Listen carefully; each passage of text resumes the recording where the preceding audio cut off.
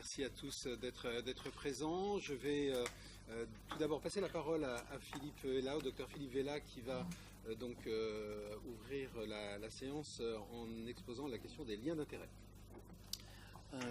Monsieur le Président, Monsieur le Directeur Général, Messieurs les Vice-présidents, Mesdames, Messieurs, bonjour. Concernant l'analyse des liens d'intérêt, je vous remercie d'avoir mis à jour vos déclarations publiques d'intérêt, de les avoir transmises au secrétariat de la Commission.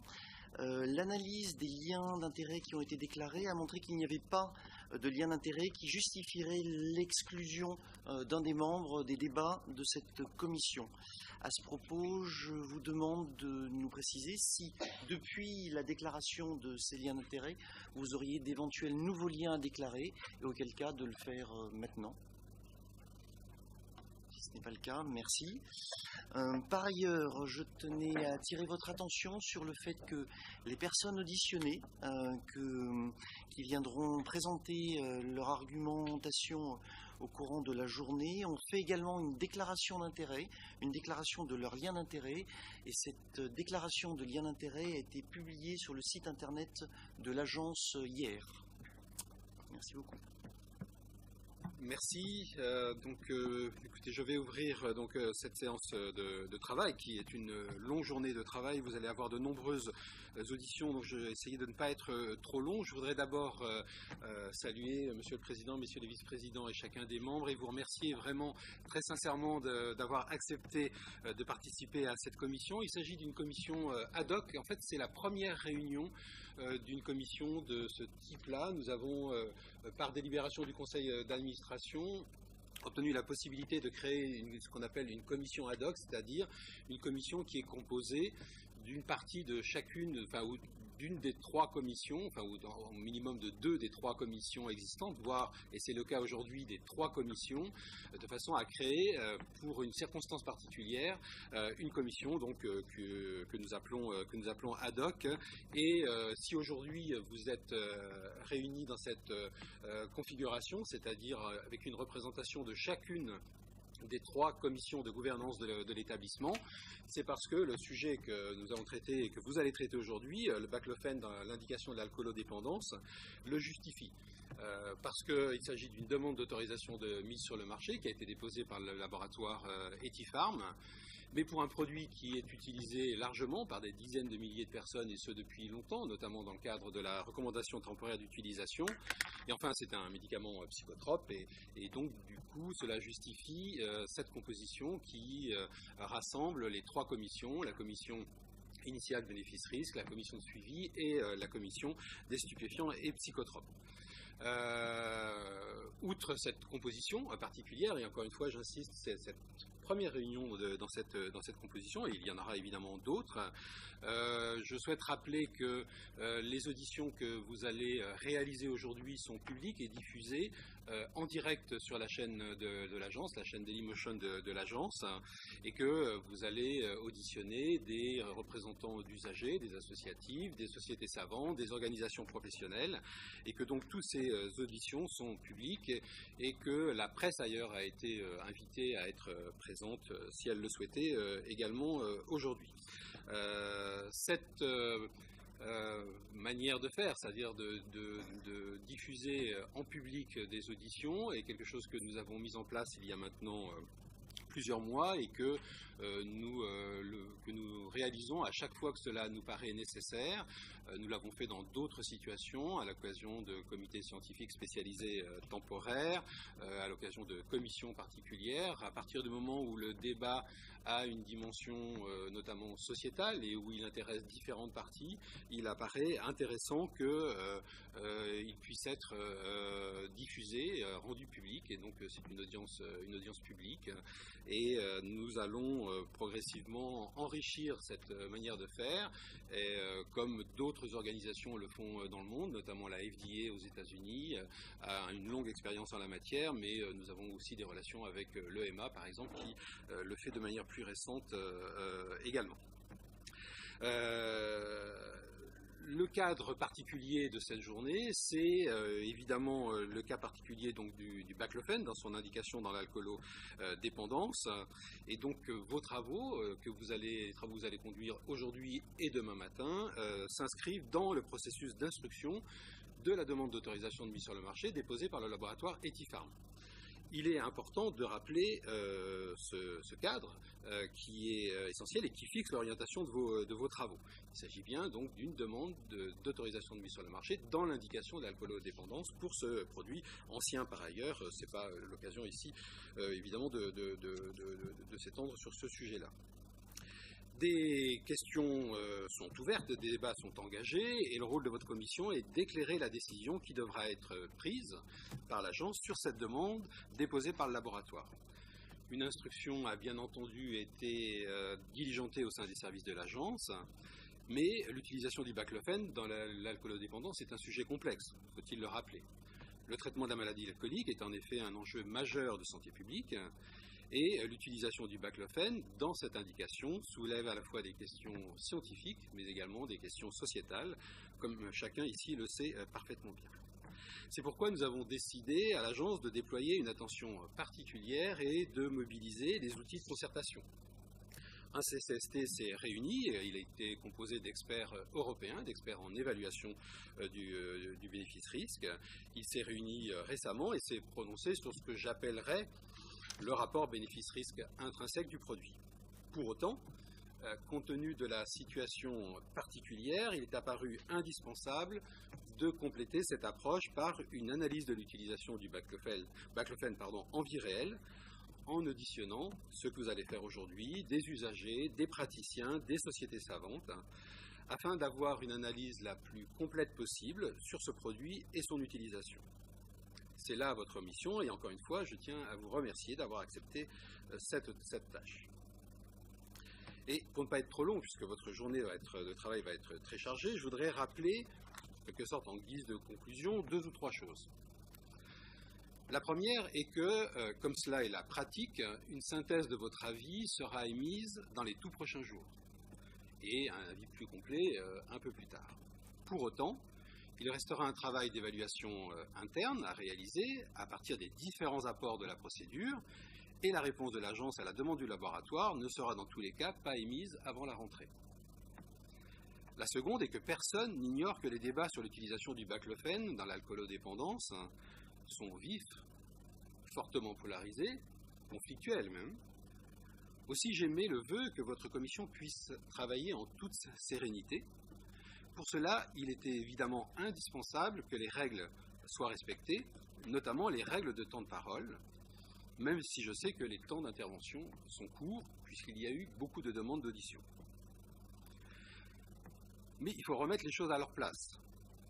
Aucun autre produit de santé n'a bénéficié d'autant de temps d'instruction, d'autant d'échanges, d'autant d'écoute, d'autant d'espaces de discussion. L'agence a décidé de laisser toute sa place au débat, et ce de manière totalement transparente. Je souhaite que chacun en soit conscient. Pour autant, et ce sera mon dernier mot, il est important de rappeler que c'est bien une autorisation de mise sur le marché qui est en cours d'évaluation. Le baclofen, y compris dans cette nouvelle indication, et qui fait l'objet de la demande d'autorisation de mise sur le marché, est et reste un médicament. Et c'est bien de l'évaluation d'un médicament dont il est question, même si cela est fait dans des conditions que j'ai rappelées, qui sont particulières à ce produit. Cette évaluation doit être traitée, et c'est le cas, et c'est ce à quoi vous allez participer aujourd'hui, dans un cadre qui soit à la fois rigoureux, transparent et ouvert. Voilà, j'avais promis d'être bref, j'en resterai là. Je veux terminer en vous remerciant vraiment sincèrement. Je sais que la journée va être longue, vous allez avoir l'occasion d'entendre ce qu'on appelle les parties prenantes qui vont s'exprimer dans des sens sans doute très contrastés, comme nous le savons, personne ne l'ignore. Je pense que ça va être une journée riche aussi d'enseignement, riche d'argumentation. Et demain, donc, vous aurez la possibilité de vous réunir pour réfléchir sur tout cela et voir quel est le sens que vous donnez à votre avis. merci mille fois. Puis je vous souhaite donc une bonne journée de travail et je passe la parole à Monsieur le Président. Merci, Monsieur le Directeur Général, pour ce discours introductif et qui nous rappelle le cadre de cette réunion de travail. Je ne vais pas faire de discours particulier, moi je vais lancer la réunion et donc demander à notre première personne auditionnée, qui est Pierre du Cimetière, qui a été le président du CSST, qui a travaillé et qui s'est prononcé sur ce bénéfice-risque du baclofen au regard du dossier d'AMM déposé par le laboratoire Etifarm. Donc nous allons vous écouter, Monsieur du Cimetière, pendant 20 minutes. Et puis ensuite, la commission aura toutes les possibilités de vous poser toutes les questions nécessaires pour compléter cette présentation. Juste, si vous le permettez, Monsieur le Président, j'ai juste oublié un détail, c'est que je vais vous laisser. Et donc, je me devais de l'annoncer, évidemment. Je suis là juste pour l'introduction. Je vais vous laisser travailler. Merci et bonne journée.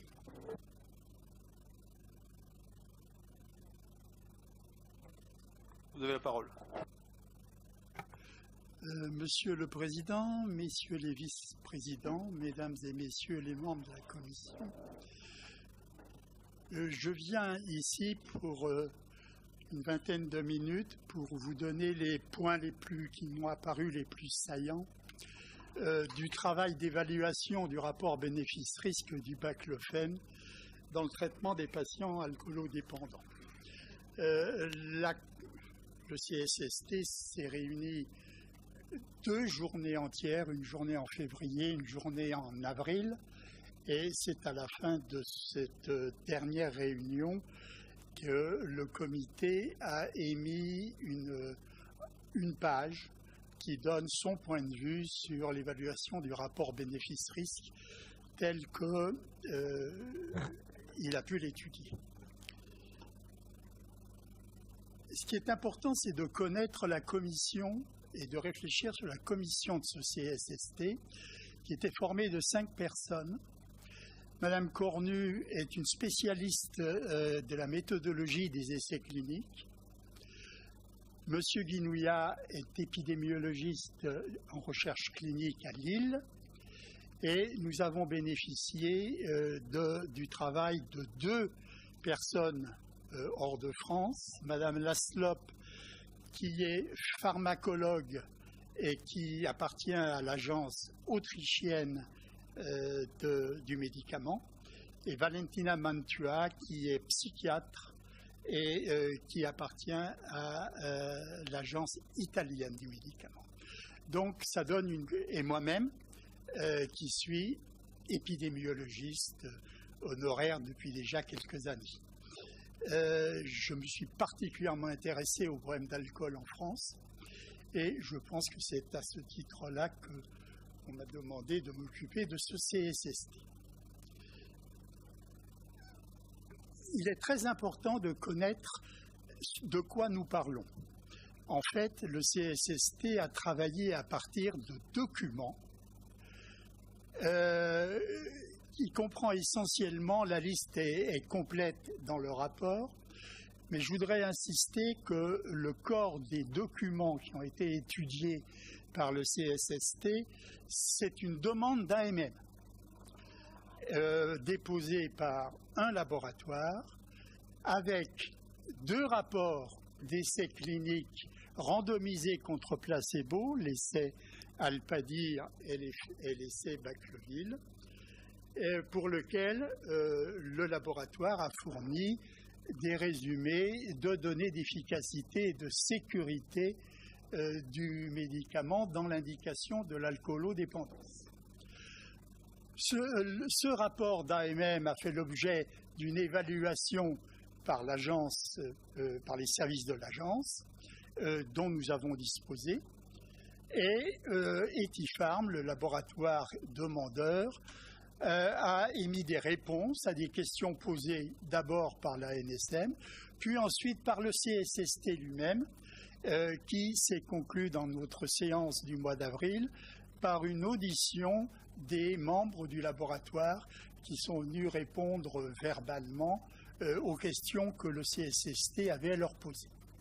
Par ailleurs, au-delà de cette demande d'AMM complétée, nous avons étudié le rapport d'études pharmaco-épidémiologiques appelé CNAMS ANSM INSERM qui est apparu en juin 2017 sur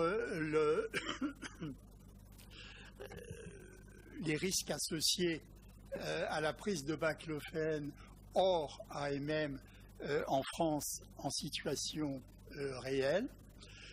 Le résumé des données de sécurité collectées pendant la période du RTU et évidemment nous avons pris en compte d'autres articles scientifiques à la fois pour les données de sécurité et les données d'efficacité. Bien entendu, il ne s'agit pas d'une analyse bibliographique scientifique de la problématique du baclofène dans l'alcoolodépendance.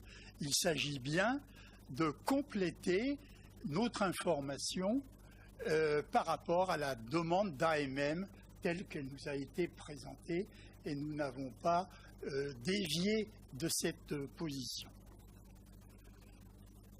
Je voudrais simplement signaler, comme vous l'avez vu peut-être dans le rapport, que les contextes dans lesquels s'inscrit notre travail étaient très particuliers et sans doute méritaient développement. Je ne fais que les citer évidemment ici.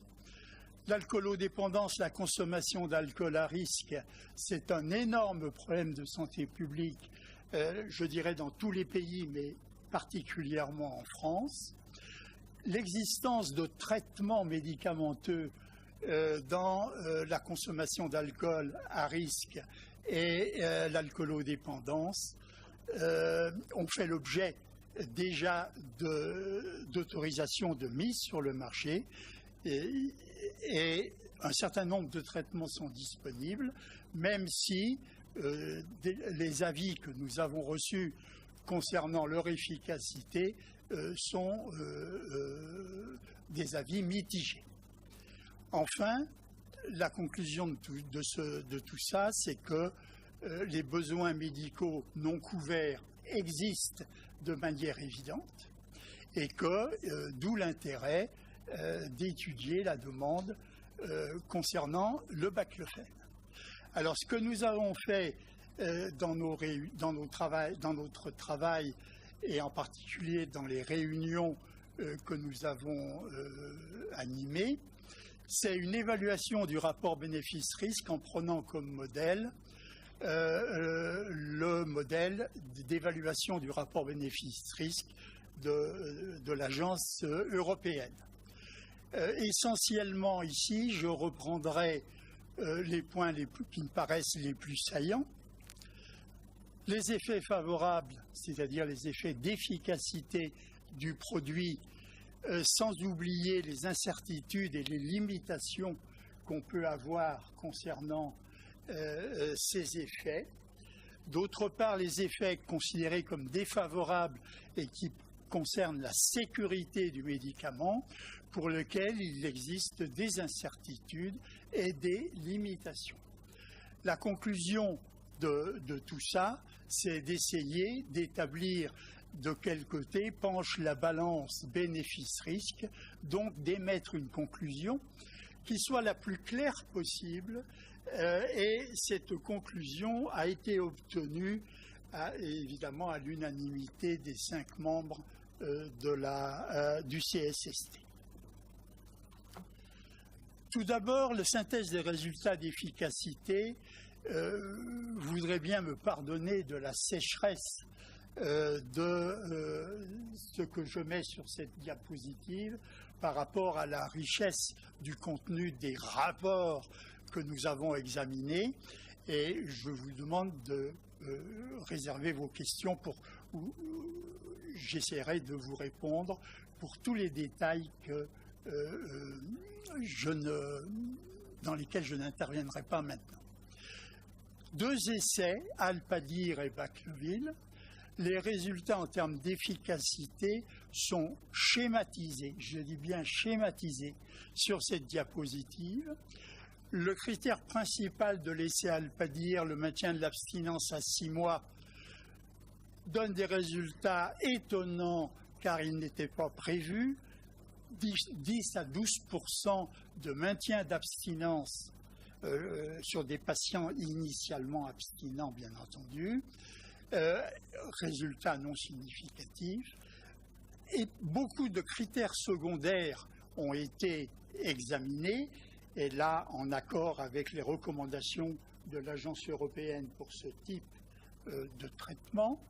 Et j'ai isolé le problème de l'abaissement de la consommation à 6 mois, qui est un critère secondaire, pour lequel un abaissement de 10 grammes par jour de consommation d'alcool non significative a été mis en évidence dans la comparaison entre le groupe médicaments et le groupe placebo.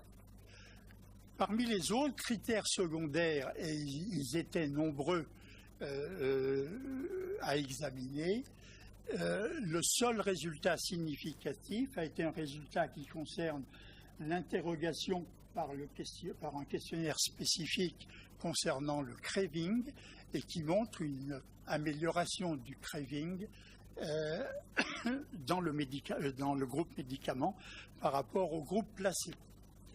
Le deuxième essai, c'est un essai qui s'appelle Bacloville, pour lequel un certain nombre de remarques peuvent être faites et qui apparaîtront dans la diapo suivante. Le résultat a été que la consommation à 6 mois, considérée comme critère principal de cet essai, a baissé, la consommation à 6 mois a baissé de 6 grammes par jour, c'est-à-dire pas très différent de ce qui a été observé dans Bacloville. Mais là, le rapport fait état d'une signification qu'on peut considérer comme une signification statistique limite. Parmi les critères secondaires, j'ai isolé ici le nombre de jours à la consommation élevée, qui est un critère important dans ce type d'analyse, et le résultat a été une baisse de un peu plus d'un jour par mois de consommation élevée et qui était non significative. Par contre, la diminution du craving avec le même questionnaire au CDS qui a été mis en évidence dans Alpadir a été jugé significatif dans l'essai Bacloville. Alors, ces résultats dont je me pardonnerai pour leur sécheresse, mais résultent de choix que j'ai fait personnellement pour cette présentation, mais vous avez tous les détails dans le rapport. Par rapport à la littérature, on est frappé de l'extrême hétérogénéité des résultats concernant les effets d'efficacité du baclofène dans l'alcoolodépendance. Cette hétérogénéité prolongée de l'abstinence après baclofène, qui n'a pas été observée dans les études françaises, en tout cas pas dans Alpadir, pour lequel c'était le critère principal. Par contre, la diminution de la consommation à 6 mois, qui a été observée en limite de signification dans l'essai Bacloville, n'a pas du tout été retrouvée dans la méta-analyse. Et c'est la même chose pour le craving, qui a été trouvé dans les 2 essais français et qui n'a pas été observé dans la méta-analyse. Limitation des résultats concernant l'efficacité. Il existe donc un faible effet sur la consommation d'alcool à 6 mois en comparaison d'un effet placebo important. Ce que je n'ai pas montré dans ces diapositives, mais que vous trouverez dans le rapport, c'est les effets placebo extraordinaires qui ont été observés, en particulier dans l'étude Alpadir, mais aussi dans l'étude Bacloville. Donc, lorsque l'on parle d'intérêt clinique ou d'intérêt de santé publique de l'utilisation du produit et qu'on peut se poser la question si cet effet peut être considéré comme faible et intéressant sur le plan clinique, c'est évidemment par rapport à l'importance de l'effet placebo qui a été mis en évidence et qui, je crois, est un peu unique par rapport à l'ensemble des essais sur le baclofène. Ce sont les 2 essais qui ont montré un effet placebo aussi important dans l'examen de ce produit. Cette estimation est non seulement faible, mais elle est peu robuste. Et là, la robustesse de ces estimations pourrait faire l'objet de longues dissertations. Nous avons essayé de résumer dans le rapport écrit, pour lequel on avait quand même une limitation du nombre de pages, les problèmes qui se posent autour de ces 2 essais. Tout d'abord, pour l'étude Alpadir, une puissance statistique insuffisante, puisqu'il était prévu une différence énorme. On espérait un gain du baclofène énorme sur le maintien de l'abstinence à 6 mois, passant de 25% à 45% à 6 mois. Ce que l'on observe, c'est 10%, et la même chose dans le groupe placebo et dans le groupe traité.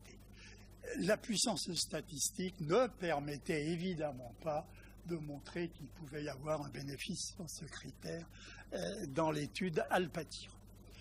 Je ne m'étendrai pas sur les remaniements du protocole de l'étude baclovine, mais ce point-là est un point très très important. Et là, une fois de plus, je vous demande de bien vouloir prendre connaissance du rapport où vous aurez un certain nombre de critiques sur la manière dont cet essai a été d'une part mené, d'autre part analysé.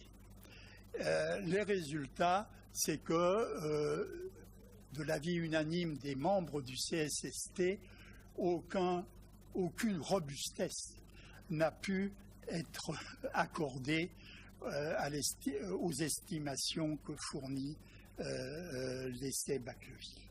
Je vous rappelle que seul l'essai Alpadir a fait l'objet d'une publication scientifique dans un journal dit à comité de lecture, et que l'essai baclovine, que ce soit sous sa forme originale, tel qu'il a été promu par la PHP, ni sur sa forme réanalysée par le laboratoire Etipharm, n'a fait l'objet de la moindre publication, à notre connaissance, évidemment. Ce qui caractérise aussi ces essais et qui font que nous considérons que les effets mis en évidence sont non seulement faibles, mais sont peu robustes, c'est le nombre très très important de données manquantes et de sorties d'essais. Ce sont les 2 aspects qui entachent évidemment les analyses statistiques d'un certain doute sur la validité de leurs résultats. Alors je sais bien qu'on peut prendre en compte les données manquantes en faisant certaines hypothèses, mais compte tenu des différences entre le groupe placebo et le groupe baclofène en ce qui concerne les sorties d'essais, personnellement, je mets en doute la capacité que tous les biais liés à ce grand nombre de données manquantes, je vous rappelle que c'est 60% de sorties d'essais dans baclovine, ce qui est quand même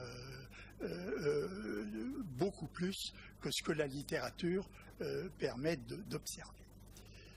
Je vais peut-être me dépêcher. La synthèse des résultats de sécurité. Là, je vais être assez rapide parce que le rapport, là aussi, est très complet. Fréquence plus élevée des effets indésirables de type neurologique et psychiatrique dans les 2 essais. Fréquence accrue des événements graves dans baclovine, mais ça n'a pas été observé dans l'étude Alpadir. aucune association entre la dose de maintenance dose du baclofène et l'existence des événements indésirables, qui est un point qui a beaucoup posé d'interrogations au CSST, car on s'attendait évidemment que les événements indésirables soient liés à la dose de baclofène. Et il a fallu reprendre, analyser le fait dont les doses étaient fixées dans les deux essais, c'est-à-dire on augmente puis on diminue en fonction des effets indésirables, pour se rendre compte que l'absence d'association n'est pas si extraordinaire que ça dans ce type d'essai où ce n'est pas à dose fixe. Si les doses ne sont pas fixes, c'est difficile de mettre en évidence. Ceci étant dit, lorsqu'on regarde en détail les données telles que Etipharm les a fournies, on s'aperçoit que la proportion d'événements graves parmi l'ensemble des événements, elle semble croître avec la dose reçue. Et ce point-là est un point qui avait échappé au laboratoire. Il y a une grande cohérence avec des observations cliniques qui ont été publiées sur la fréquence augmentée des effets indésirables sous baclofène par rapport au placebo.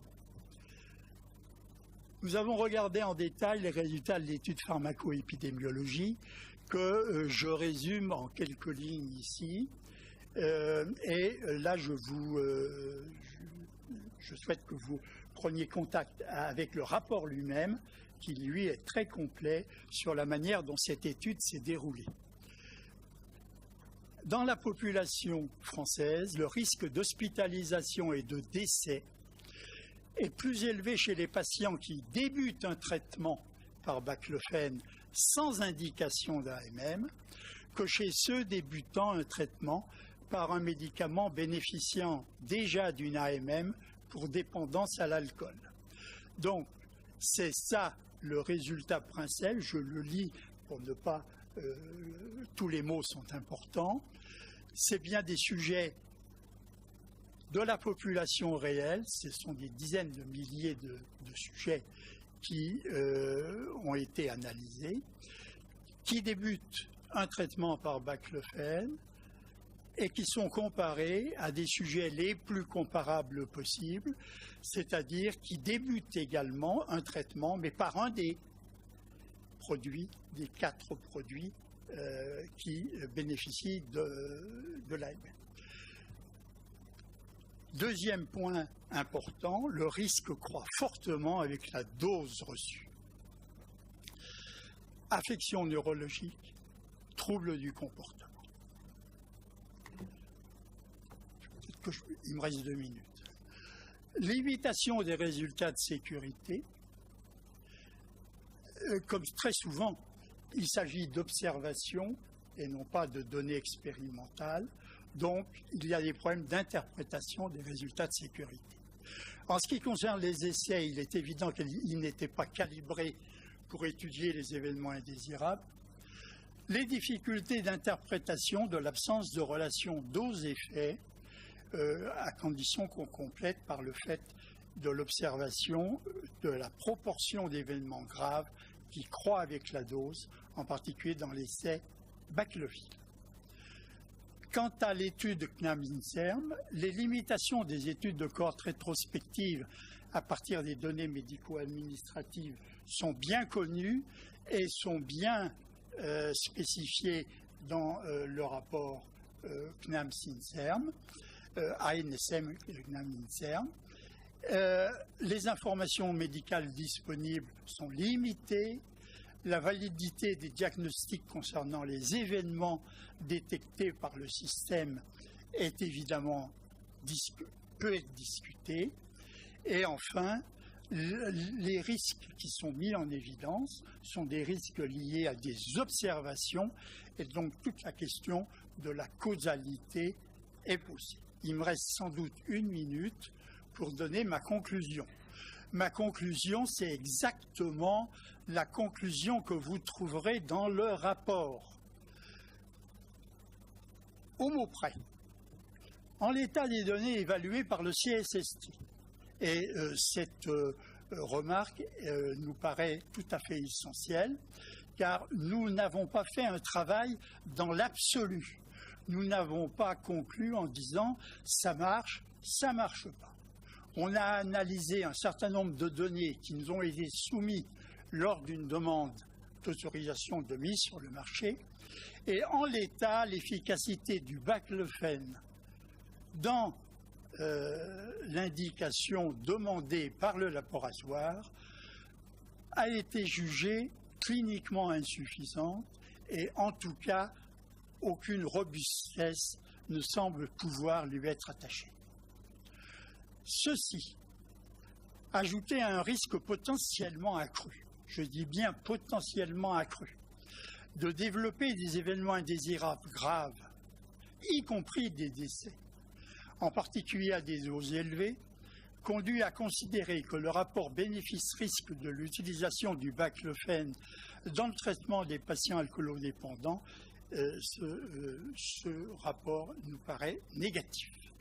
Je vous remercie.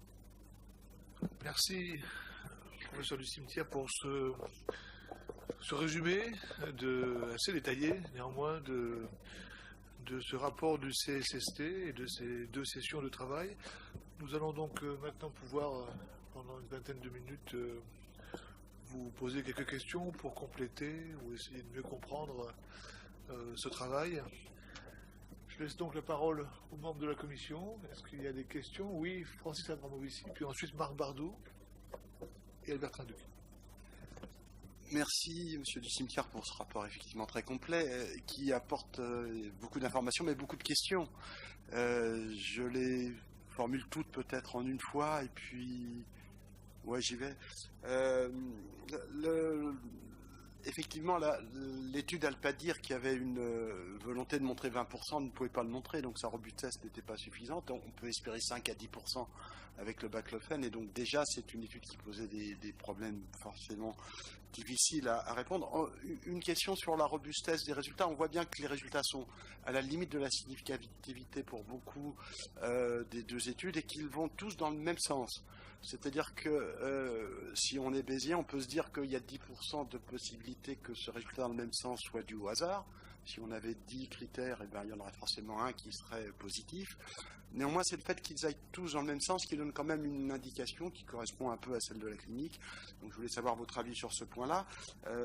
La deuxième chose, c'est est-ce qu'on a un effet placebo aussi important dans les autres études internationales, dans la mesure où ce dilemme en France et cet aspect passionnel du baclofen, avec Olivier Amezen au départ, a créé une espèce d'engouement pour ce médicament, qui fait que, bien entendu, on peut imaginer que l'effet placebo soit particulier en France. Je ne sais pas si on a la réponse ou pas, dans les autres études internationales. Sur le craving, je revois dans le rapport de la SFA qui avait été fait par François Paille il n'y a pas si longtemps, que dans les études d'Adolorato, il y avait aussi un effet positif du craving, s'il n'a pas été retrouvé néanmoins dans les méta-analyses. Il y a quand même... est-ce que dans les méta-analyses, les autres études avaient également ce questionnaire sur le craving, ou est-ce que certaines ne l'avaient pas pris en compte? C'est une question qui me semble importante. Voilà, essentiellement pour les questions d'efficacité. Sur les questions du risque, le baclofen, normalement, à la suite de la RTU, devait être donné en 2e intention, donc théoriquement à des patients plus graves que les patients qui avaient déjà eu un premier traitement. Donc est-ce qu'il n'y a déjà pas ici un nouveau biais de sélection des patients, puisque théoriquement c'est ceux qui avaient eu un premier traitement avec les molécules anciennes et qui n'avaient pas répondu à ce premier traitement, qui devaient recevoir le baclofen dans la RTU. Question ensuite, est-ce que j'imagine que oui, mais c'est une question qu'on m'a posée, est-ce que les données de l'étude de CNAM-INSERM ont bien été corrigées en fonction de l'âge, du sexe? J'imagine que oui, mais c'est une question qu'on m'a posée, donc je vous la rapporte. Et puis, les données du CSST n'ont donc pas pris en compte les méta-analyses qui existaient déjà, si j'ai bien compris. C'est un choix méthodologique du fait de la demande d'autorisation de mise sur le marché, mais la méta-analyse de Pierce qui est parue là au mois de juin, et qui est paru avec une publication internationale, donne une efficacité au baclofen. Donc voilà, par rapport à cette discordance entre la méta-analyse qui est parue il y a quelques jours, le 21 juin, et que François Paille notait dans son rapport comme non publié, voilà une question sur cette discordance.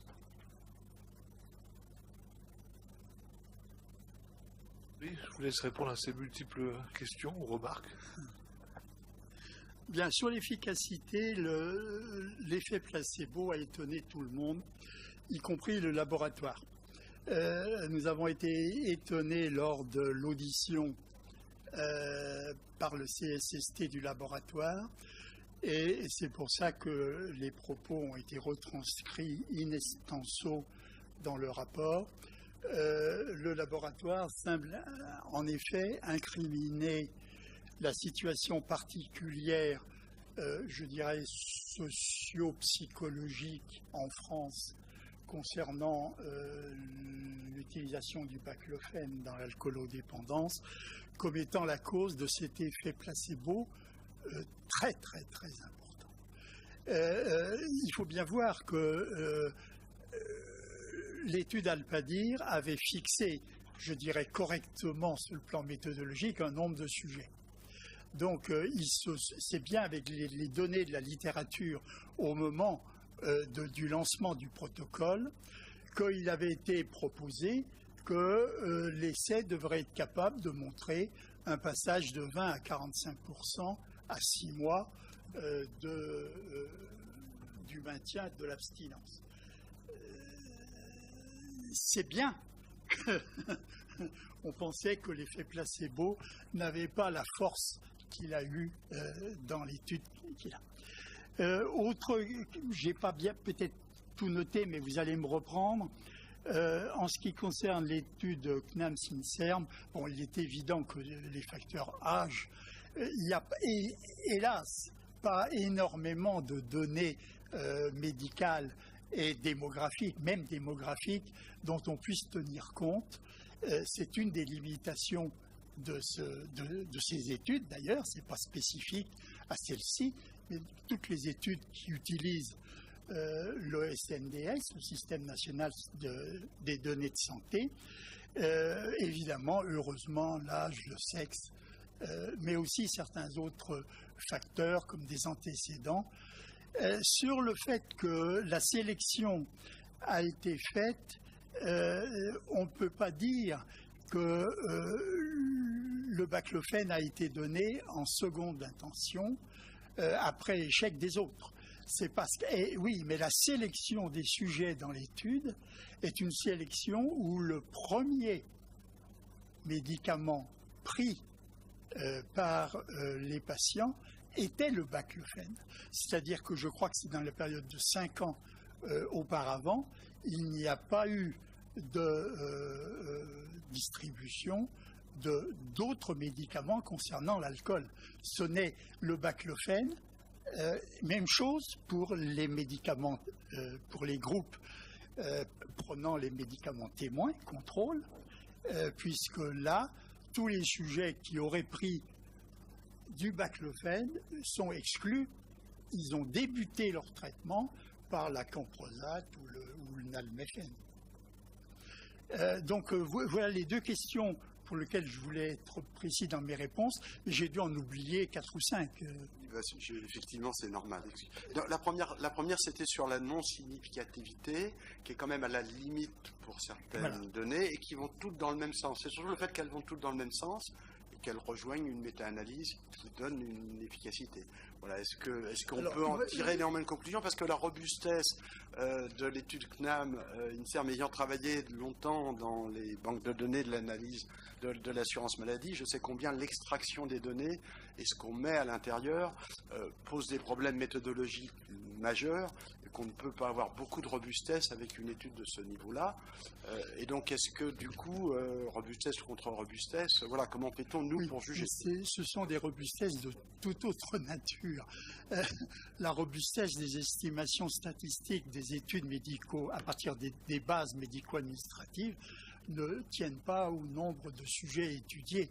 Il y en a à la limite trop, mais c'est tout l'avantage de travailler avec des données en situation réelle, c'est-à-dire que tel que le baclofène a été à un certain moment prescrit pour la première fois à des sujets en dehors des motivations de l'AMM qui existent pour le baclofène, mais qui concernent une pathologie très particulière.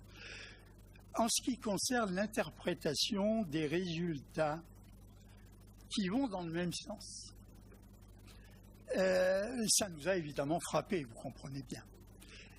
Mais nous n'avons rien pu dire à ce niveau-là, pour une raison simple.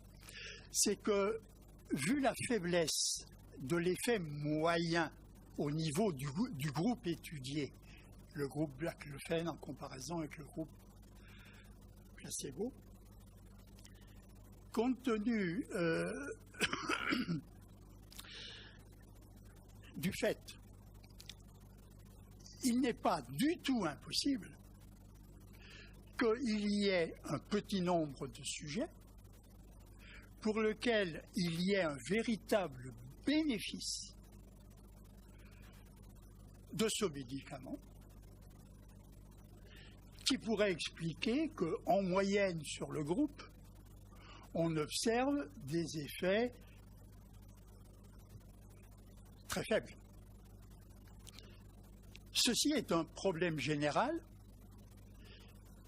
et il est vrai que la manière dont les doses sont fixées dans ces deux études par rapport à la plupart des autres études des essais cliniques pour lesquels les groupes étaient faits à dose fixe, le fait de laisser des doses variables selon les réponses du sujet va dans le sens de la possibilité d'un tel. Il est dit, je crois, assez clairement, tout proche de la conclusion dans le rapport du CSST, qu'on ne peut pas évacuer cette possibilité. Tout ce que l'on dit, c'est qu'en fouillant la littérature, certes pas exhaustivement, mais ce qu'on peut en tirer de ce que nous avons lu, il n'y a pas de données scientifiques qui puissent valider une telle hypothèse. Qu'il y ait des points de vue, qu'il y ait des avis d'experts, qu'il y ait des gens de terrain qui pensent que là est la clé du problème, nous répondons, nous n'avons pas d'arguments scientifiques pour avancer cette hypothèse. Ce qui ne veut pas dire que nous la rejetons. Et c'est dit noir sur blanc sur le rapport avant de conclure. Dernier mot promis, juste reprenons là, je l'ai sous les yeux, le rapport de François Paille de la SFA, qui reprend l'analyse qui est parue le 26 juin là, de la dernière méta-analyse. Il dit qu'il y a un effet, la méta-régression a montré, comme pour tous les autres médicaments d'ailleurs, une corrélation positive entre la taille de l'effet sur le délai de reconsommation, le pourcentage d'urgence d'abstinence et la consommation moyenne d'alcool par jour avant l'inclusion dans les études, et une consommation plus importante est corrélée avec une meilleure efficacité du baclofen. Donc il y a des hypothèses qui vont quand même dans le sens que certains patients, et ça c'est la méta-analyse dans la bibliographie qui le dit, donc c'est contradictoire avec ce que j'entends là simplement, et je ne saurais pas trancher bien sûr. Et en compte cette méta-analyse simplement parce que moi on ne la connaissait pas. Nous avons émis notre avis à la fin de notre réunion du mois d'avril 2018. Nous avions la dernière méta-analyse, auquel d'ailleurs il est fait allusion dans le rapport, c'est la méta-analyse de Rose, une méta-analyse anglaise. Voilà. Donc, ce qui est extraordinaire, c'est qu'avec les changements de dose qui font que la variabilité a été très grande, même si en moyenne, les deux études Alpadir et Bacleville, une estimation de l'ordre de 160 à 170 grammes, 160 à 160 mg par jour de baclofen en moyenne. Mais ça va dans l'un de 20 à 180 et dans l'autre de 20 à 300 dans Bacleville. Et il n'y a aucune corrélation observée dans ces études au dire du laboratoire, puisque une fois de plus, c'est en fonction des résultats présentés par le laboratoire, qui dit clairement il n'y a pas de relation entre l'efficacité, c'est-à-dire la baisse de consommation d'alcool, pour prendre ce critère-là, la baisse de consommation d'alcool, et la dose finalement reçue par les individus pendant la période de maintenance. Ceci ne va pas dans le sens d'une efficacité plus grande en fonction de la dose.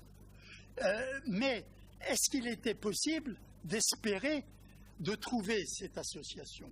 Non, parce que toute la souplesse de la fixation des doses, sans parler de la précision avec laquelle elle est connue, et je pense là aux travers et aux difficultés méthodologiques de l'essai Bacleville, où on ne sait pas très bien qui dit la dose qui est prise, si c'est le malade ou si c'est le médecin qui observe. Tout ça est dans un flou, mais je n'ai pas voulu aborder ici devant vous cette partie qui est abordée dans le rapport de la manière dont nous avons été surpris de voir la manière dont s'est déroulé cet essai du début jusqu'à la fin, avec un changement de critères tout d'un coup, passer d'observation à 12 mois à observation à 6 mois, parce qu'à 12 mois, il n'y avait plus personne dans l'essai, ou presque. Il en restait quelques dizaines sur les 300 de l'essai. Tout ça pose énormément de problèmes. Aucune relation dose-effet sur l'efficacité, aucune relation, et là c'est encore plus surprenant, dose-effet sur les effets indésirables en général. Mais tout le monde a des effets indésirables, même les gens sous placebo, comme vous avez pu voir. Bon. Merci. Merci. J'ai Marc Bardot, Albert Traluc, Marie Bonnet. On y va. Alors, je vais essayer de faire un tout petit peu plus court.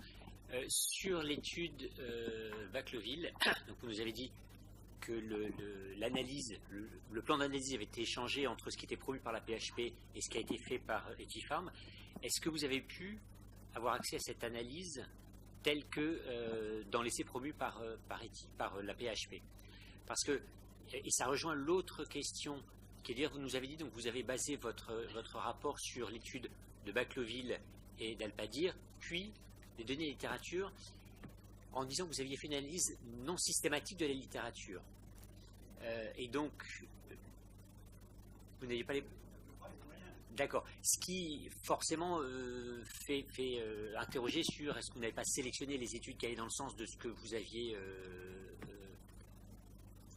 eu comme impression à la lecture des deux essais cliniques. Et c'est vrai qu'habituellement, on se base sur ce qu'on a dans les essais cliniques. Et donc, ma question, c'était essentiellement, pour l'étude Bacleville, avez-vous eu accès aux données et à l'analyse telles qu'initialement prévues au protocole?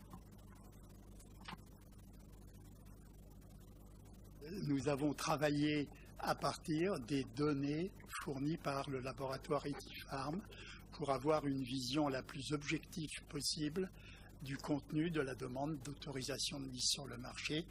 Point. J'ai parlé de la littérature. On ne peut pas complètement s'abstraire de la littérature. Comme vous avez peut-être remarqué à la lecture du rapport, c'est essentiellement la dernière méta-analyse qui était disponible au moment où nous avons travaillé, celle de Rose, qui est apparue, je crois que c'est dans le BMJ ou le Lancet, je ne me souviens plus. Donc, on peut dire que c'est un choix. Mais, si vous voulez, il fallait un point de comparaison en sortant de l'ensemble Alpadir-Bacleville. Mais il y a... Bon, on peut recommencer 1000 fois des méta-analyses, la preuve, il y a une autre qui est sortie et qui semble conclure différemment. Ce que j'aimerais, je vais me dépêcher d'en prendre connaissance, parce que si elle montre que l'explication des résultats, de l'hétérogénéité des résultats qu'on observe avec ce fichu baclophène, l'hétérogénéité des résultats vient du fait qu'il y a un petit nombre de répondeurs qui expliquent le fait que dans les études, les résultats moyens vont un peu dans tous les sens. Moi, je suis preneur, parce que s'il y avait une démonstration de cette, et pas une seule hypothèse, l'hypothèse, nous la faisons dans le rapport, la possibilité qu'il y ait des sujets répondeurs. Ceci dit, nous n'avons aucune évidence scientifique en faveur de cette hypothèse. Alors, je ne vois pas comment une méta-analyse, même si elle date de quelques jours, peut permettre de répondre à la question. Elle ne répond pas à la question, elle émet elle-même des hypothèses, cette méta-analyse. Hein, ça n'apporte pas des réponses. Albert Trinduc. Au travers du travail que vous avez réalisé, Monsieur du Cimetière, pensez-vous qu'un nouvel essai pourrait être mené, puisqu'en fait, quels enseignements peut-on tirer des différents essais qui ont été réalisés? Si on prend par exemple Bacloville, il y a un certain nombre de patients qui sont sortis, qui n'ont pu être analysés, donc les données sont perdues. Est-ce qu'on peut en tirer des enseignements? De Alpadir, est-ce que sur le nombre de sujets nécessaires, manifestement il y a eu une petite erreur de calcul ou une mésestimation de l'effet, donc du coup ça pouvait pas sortir? Est-ce que, au travers du travail que vous avez fait, vous pensez que aujourd'hui, par exemple, puisque vous l'avez signalé dans les effets secondaires, même si vous avez repris après, vous l'avez nuancé, l'effet sur le craving semble sortir, alors avec toutes les mesures qu'il faut prendre de cet effet, puisque les critères principaux ne sortaient pas, mais que ça sortait un critère secondaire, mais quand même il y avait un petit signal. Est-ce que ça mérite d'être approfondi? Ça, c'est ma question. Et puis une petite remarque quand même par rapport à la fameuse méta-analyse dont a parlé M. Abramovici tout à l'heure.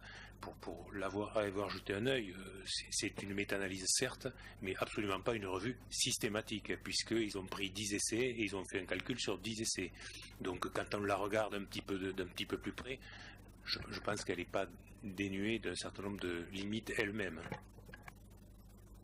Bon, je vais essayer d'être court aussi dans ma réponse. Le CSST n'avait aucune mission de réfléchir sur « et maintenant, qu'est-ce que nous faisons ?» C'est assez classique comme question qu'on se pose. Une fois qu'on a fait un point, on se dit alors qu'est-ce qu'on fait? Le CSST, à aucun moment, je vous rappelle que nous avons eu 2 journées de travail, ce qui n'est pas beaucoup, parce qu'il a fallu accorder nos violons. Hein, beaucoup des membres, moi le premier, le baclofen, on ne connaît pas. Hein, on connaît la méthodologie des essais, on connaît la science de l'épidémiologie, etc., mais c'est tout. Donc, moi, je ne dirais pas devant cette commission quelque chose qui ne résulte pas de l'avis général et consensuel du CSST. Donc sur ce point-là, au risque de vous décevoir, je ne vous dirai pas, mais il n'y a qu'à, il faut qu'on fasse ci ou qu'on fasse ça.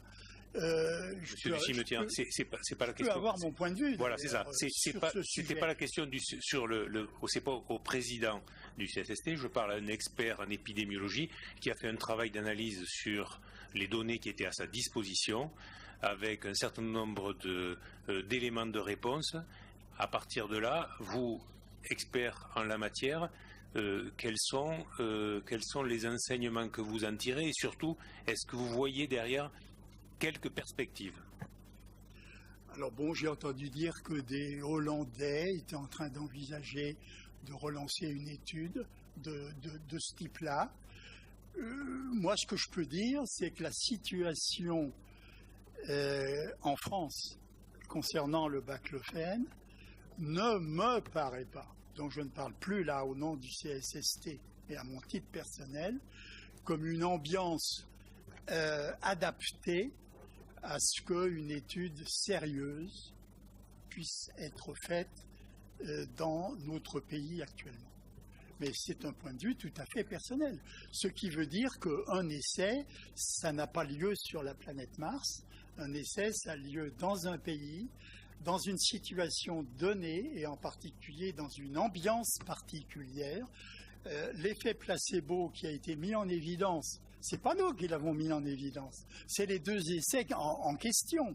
Ils ont eu lieu à une période qui n'était pas une période de sérénité propice à l'examen scientifique rigoureux des protocoles, quels qu'ils soient. Merci. Merci, Pierre Cimetière. On essaie de faire des questions courtes, des réponses courtes, parce que les auditionnés qui vont attendre juste après, bien sûr. Marie Bonnet, Fabrice Olivet, Hélène Pollard, je fais en ping-pong, hein. Marie Bonnet, Fabrice Olivet. Merci. En venant à la commission, j'avais une question en tête, et avant de lire les documents, c'est est-ce qu'avec le baclofène, les psychothérapies sont moins mises en échec? Est-ce que le thérapeute rencontre moins d'impasses thérapeutiques? Or, en lisant la synthèse du rapport du CSST,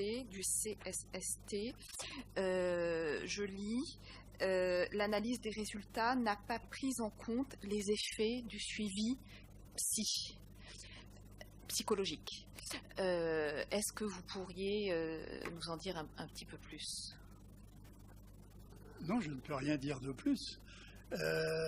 Dans l'essai Alpadir, lorsque le protocole dont nous disposons, le protocole, puisqu'il n'a pas été modifié dans le temps, ce protocole prévoyait une intervention pour améliorer la participation des sujets, l'adhésion des sujets au traitement. Donc il y a eu une série de sessions Brenda qui ont été réalisées dans des proportions voisinant 90%.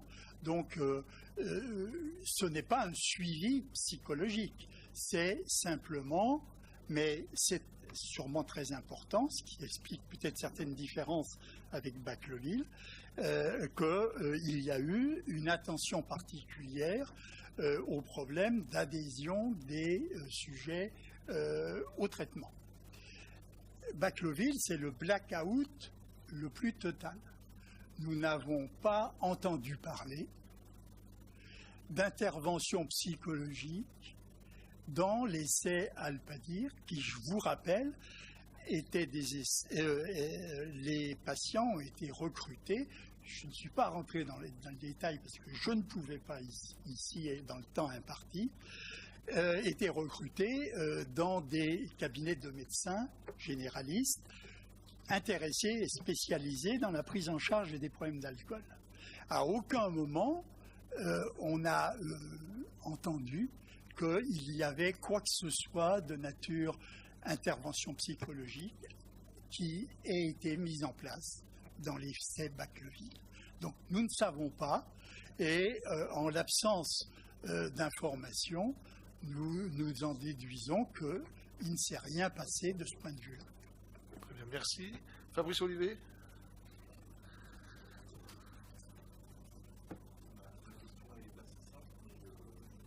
S'adresse plus généralement à la NSM. En fait, c'est sur la composition du CSST. Comment se fait-il qu'il n'y ait pas de représentation des patients concernés par cette pathologie? Et éventuellement, si vous n'êtes pas responsable de quoi que ce soit dans ce choix, qu'est-ce que vous pensez de cette absence? J'avais espéré avoir été assez clair en disant que notre mission a été de juger sur pièce un certain nombre de données présentées par un laboratoire pour une demande d'autorisation de mise sur le marché. La composition a posteriori, je m'aperçois que la composition de ce CSST, 5 personnes, représentait exactement l'éventail de compétences et d'expertise nécessaires à répondre à la question posée par l'ANSM, qui a constitué ce CSST. Donc, pour nous, pour juger de la qualité scientifique des résultats qu'on nous présente, nous pensons que le point de vue qu'a donné le CSST, c'est un point de vue scientifique, pour lequel aucune autre considération. C'est pour ça que je ne me suis pas étendu sur le contexte. On pourrait parler du contexte. Le contexte du travail que vous êtes en train de faire dans votre commission. Le contexte, c'est s'il s'agit de décider, il paraît tout à fait normal que tous les points de vue puissent s'exprimer.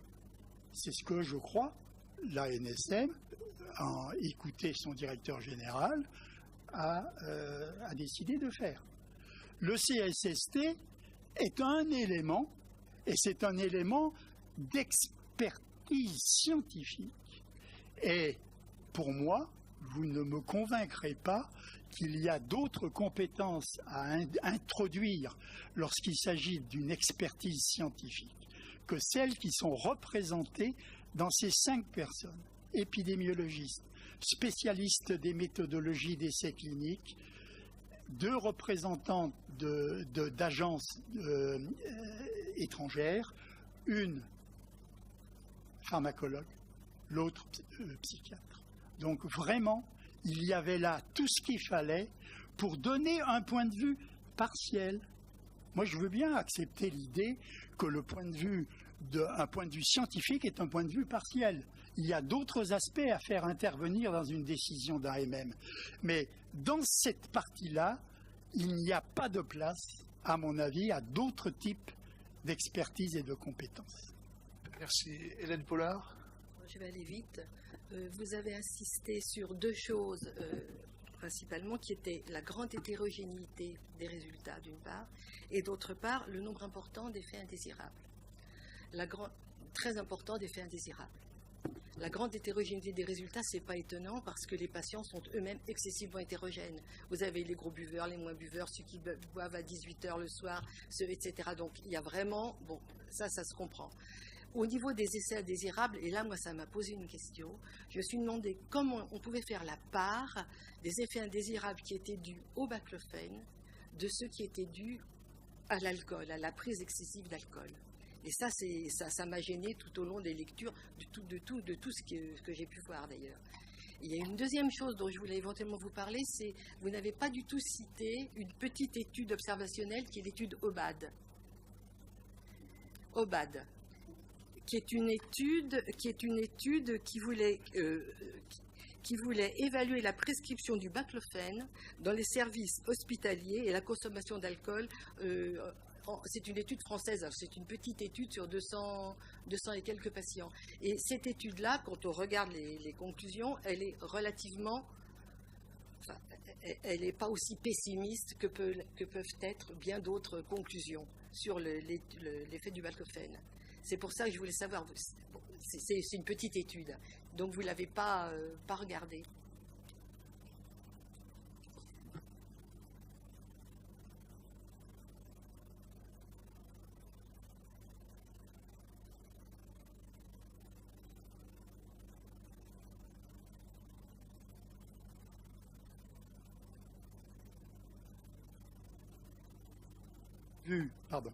Un point de vue de méthodologiste sur une demande d'autorisation de mise sur le marché.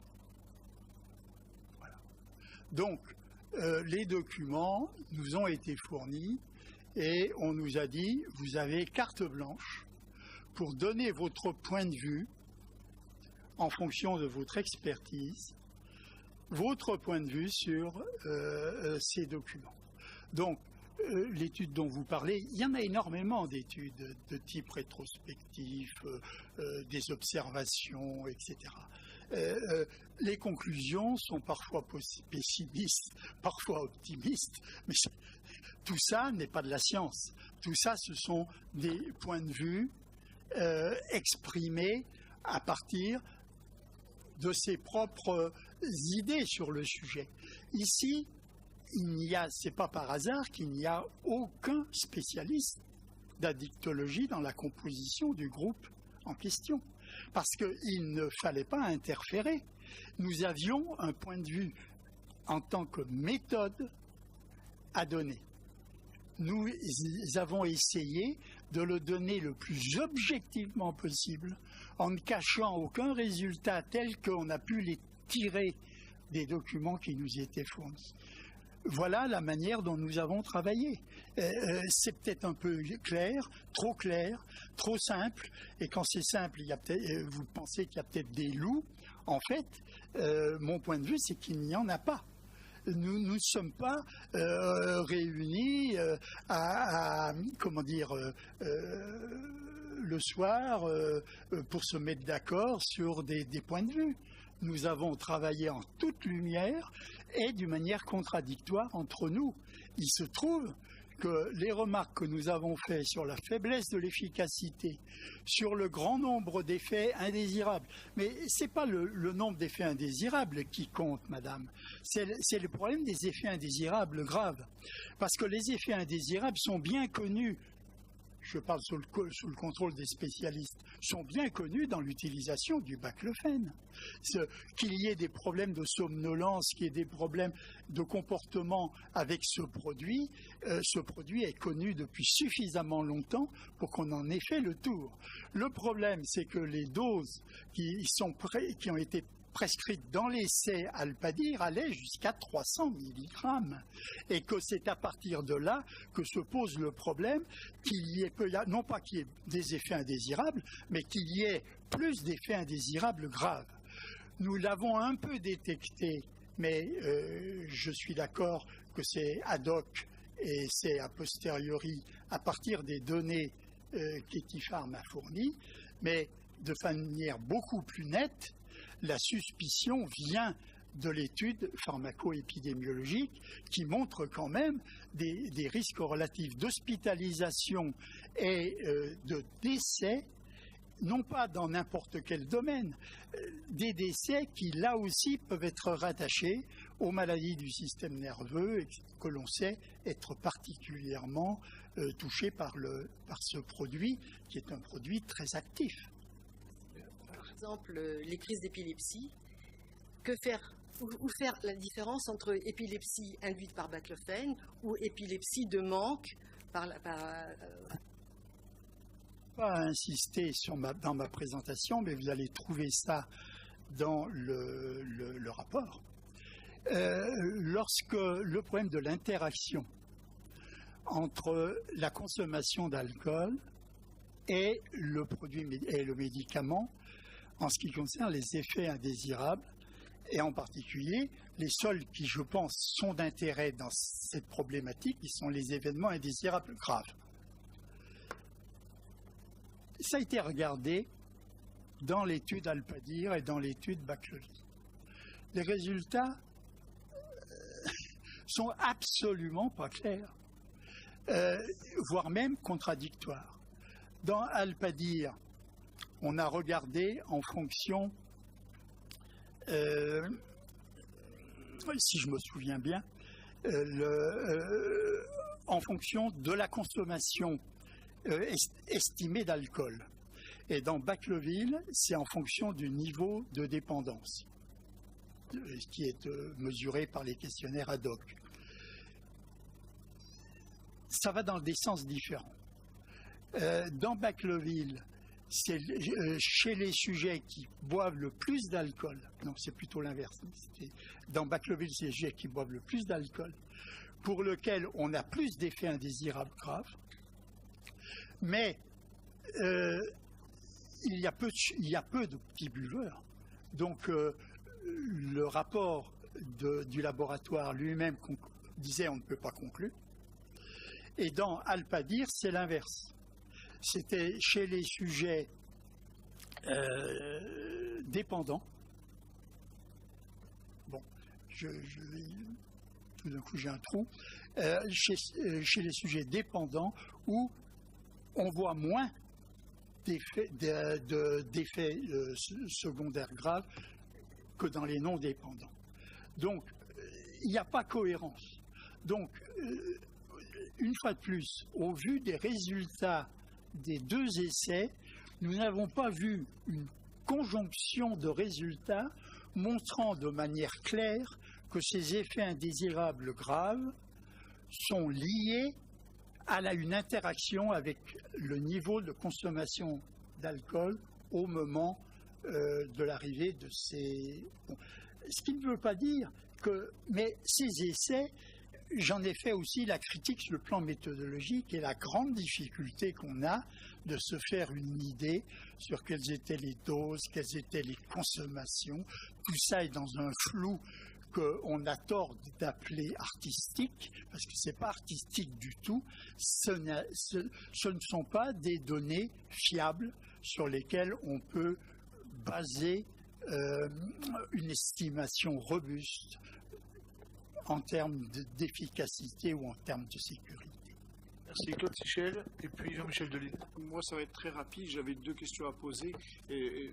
Sur le principe du benchmarking, qu'est-ce qui se passe dans les autres pays par rapport à ce qui se passe en France? Et la deuxième chose, pourquoi ne pas avoir une étude versus produits actifs, puisqu'il existe des produits actifs qui ont dans la même indication, et pourquoi le laboratoire n'a pas fait ces études?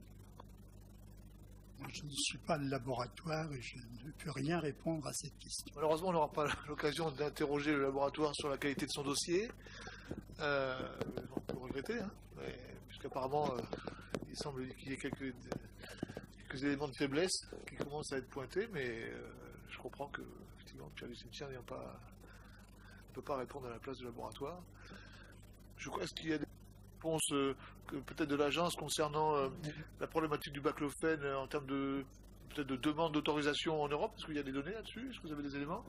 Oui, tout à fait. Nous avons sollicité à 2 reprises il y a plusieurs années, puis plus récemment, en début d'année 2018, nous avons interrogé l'ensemble des États membres à propos de l'utilisation du baclofène et à propos de l'éventuel dépôt de demande d'AMM de baclofène dans l'indication de la prise en charge des patients alcoolodépendants. 21 États membres de mémoire nous ont répondu. Il n'y a pas d'autres États membres que la France qui soient concernés par une demande d'AMM de baclofène dans cette indication, en tout cas à la date où nous avions interrogé nos collègues des autres États membres. En ce qui concerne l'utilisation du baclofène dans ces autres États membres, elle reste très limitée pour certains, voire inexistante pour d'autres. Je pourrais retrouver plus précisément les résultats et vous en faire part un peu ultérieurement. Merci Jean-Michel Delisle. Merci Monsieur du Cimetière pour nous avoir présenté de manière aussi synthétique l'important rapport du CSST. Alors moi je suis clinicien, psychiatre et prescripteur occasionnel mais paisible de baclofène et j'ai une question sur votre dernière diapo précisément. Vous allez voir que je ne suis pas méthodologiste, c'est une question de sémantique. Sur le premier paragraphe là qui porte sur l'efficacité, vous dites que l'efficacité a été jugée cliniquement insuffisante. J'aurais compris faible, médiocre, mais pourquoi insuffisante? Insuffisante par rapport à quoi? Par rapport aux attentes, par rapport à un prérequis indispensable pour être validé comme médicament, par rapport aux autres médicaments déjà sur le marché, etc. Parce que nous sommes dans un secteur de traitement de l'alcool où globalement les médicaments disponibles sont insuffisants en efficacité, très, très clairement. Mais dans ce cadre-là, ça me perturbe un peu parce que si l'efficacité est insuffisante, quel que soit le rapport bénéfice-risque, même si les bénéfices étaient plus faibles finalement, le produit resterait insuffisant et ne serait pas digne d'être mis sur le marché. Donc c'est ce point-là que je voulais clarifier, la balance sémantique entre insuffisant et faible. Et l'autre élément qui me vient à l'esprit par rapport à ce que vous disiez tout à l'heure, c'est on est frappé évidemment par le contraste entre la perception de certains cliniciens qui se disent que dans certains cas, avec certains patients, finalement, ce médicament semble avoir été utile, et puis des données qui présentent une taille moyenne d'effet effectivement faible, voire insuffisante. Je pense qu'une des hypothèses à creuser, effectivement, c'est l'hétérogénéité des patients, non seulement des dosages, des personnes, etc. Mais je me souviens bien, pour en avoir discuté dans le temps avec Charles O'Brien, là, qui est professeur de psychiatrie, d'alcoolologie à Philadelphie, et qui avait était un des développeurs de l'analtrexone, qu'on observait le même phénomène, en fait, historiquement avec l'analtrexone, si bien qu'aux États-Unis, c'était orienté vers une médecine personnalisée avec des études pharmacogénétiques pour essayer d'identifier quels étaient les patients chez qui cela allait être efficace. Et une autre remarque sur le nalméphène et l'effet placebo, je me souviens des études SNC en nalméphène, où l'effet placebo était non négligeable, et où ce qui avait été très intéressant, je le dis pour Marie Bonnet et pour les psychiatres, on se rendait compte que dans l'efficacité globale, que ce soit avec le placebo ou le médicament nalméphène, la part attribuable en termes d'efficacité, essentiellement c'était Brenda, c'est-à-dire le protocole dont vous aviez étudié, c'est-à-dire c'était l'intervention psychosociale en fait qui boostait le plus l'efficacité des traitements. Donc ça c'est une parenthèse sur l'importance de la prise en charge psychosociale, et donc d'une certaine manière de l'alliance thérapeutique, et donc d'une certaine manière de l'effet attendu avec le prescripteur, et donc l'effet placebo, etc. Vous voulez répondre peut-être sur l'efficacité faible ou insuffisante, et puis on s'arrêtera là. Absolument. Le médicament, avec la panoplie de médicaments existants, il a été montré des effets qui sont guère tellement plus plus nets si, parce que fait avec des études de taille plus importante que Alpadir en particulier. Il y avait donc il y a une attente de nouveaux médicaments. Cliniquement insuffisante, ce que l'on a voulu dire, mais peut-être que c'est peut-être un peu réducteur tel que c'est dit là, c'est que ce n'est pas avec des effets moyens de ce type-là qu'on peut intervenir réellement sur les vrais effets des consommations à risque d'alcool, qui sont des effets de morbidité et de mortalité. Voilà. Autrement dit, cliniquement insuffisante, on est au niveau des groupes, on n'est pas au niveau des individus.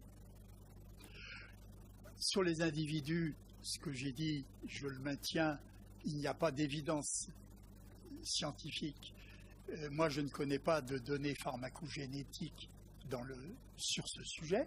Peut-être que demain, nous en aurons et que ça changera la donne. Mais pour l'instant, on ne peut pas fonder un point de vue scientifique autre chose que sur les données qu'on nous présente.